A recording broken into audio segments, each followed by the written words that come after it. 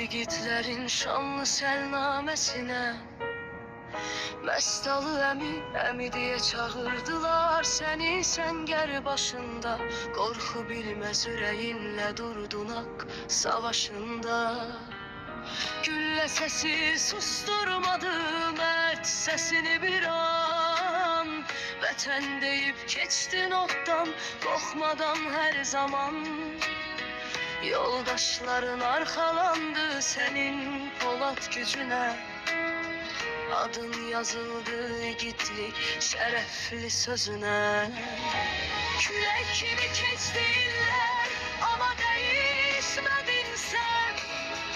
O cəsarət, o qeyrətin qalır yenə də səndədir Əmi adı təkcə söz yox,